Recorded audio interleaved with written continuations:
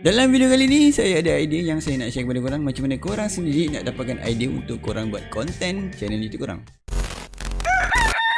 Hai, Assalamualaikum dan salam sejahtera. Selamat datang ke channel Zomaka. Saya Zomaka, dan kalau korang pertama kali datang channel ni, pastikan korang subscribe dan tekan butang lonceng bawah supaya korang tak ketinggalan dengan tips-tips YouTube daripada saya, ataupun mungkin korang nak belajar SEO, korang boleh belajar SEO daripada channel ini. Ini adalah 5 tips penting untuk korang nak dapatkan idea macam mana korang nak buat konten video korang. Okay, ni untuk yang mana channel ni mungkin pasal benda-benda evergreen ataupun sharing yang bermanfaat. Biasanya kalau korang nak tahu, orang yang pergi ke YouTube biasanya dia akan cari pasal hiburan. Okay, yang keduanya mungkin dia nak belajar something, iaitu mungkin dia cari how to bake a cake, ataupun cara, ataupun apa yang dia nak belajar, dia akan bercari di YouTube. Jadi orang sebagai content creator, korang kena tahu apa yang biasa orang cari. Tapi dalam video ni saya akan share 5 saja tips yang berkesan supaya korang mudah untuk buat konten.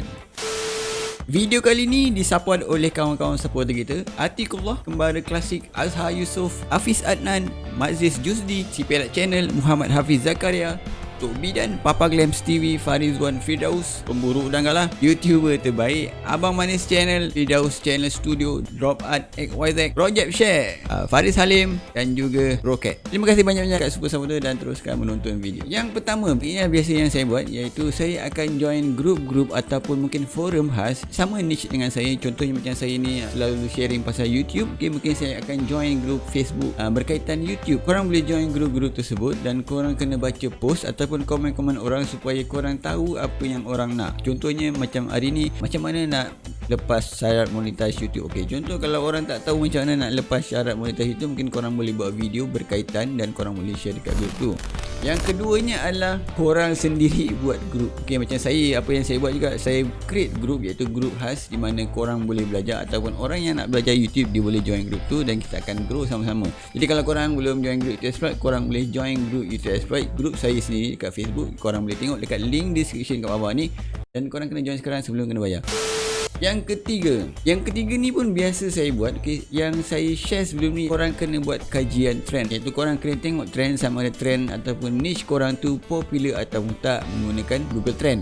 Jadi kalau korang tak tahu macam mana nak cari ataupun nak kaji trend ataupun nak kenal pasti trend, korang kena tengok video atas ni. Saya ada share macam mana korang nak buat kajian trend supaya korang faham apa sebenarnya yang orang cari, apa sebenarnya orang nak tengok. Okay, yang keempat, buat kajian keyword. Okay, ni pun biasa juga saya buat. Korang boleh tengok video atas ni, saya ada share untuk korang belajar macam mana korang nak cari keyword.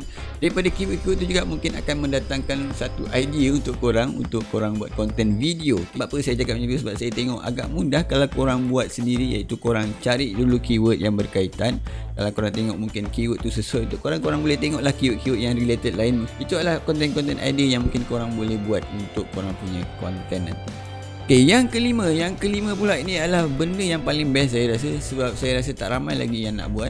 Okay, ini apa yang saya tengah nak buat sekarang ni. Okay, ni yang special ni. Okay, korang tengok dekat korang punya dashboard, sebab data ni hanya daripada korang punya channel sendiri. Okay, di mana itu adalah data yang tepat. Korang boleh tahu apa sebenarnya audience korang nak tengok. Okay, jadi korang pergi ke korang punya YouTube dashboard, korang pergi ke YouTube Studio, korang pergi tengok dekat bahagian video ini. Korang tengok ada tak video-video korang yang tiba-tiba, okay, mungkin selama ni mungkin korang tak jangka pun video tu akan ada banyak view. Korang klik dekat view, korang tengok ada tak yang paling banyak view setakat ni.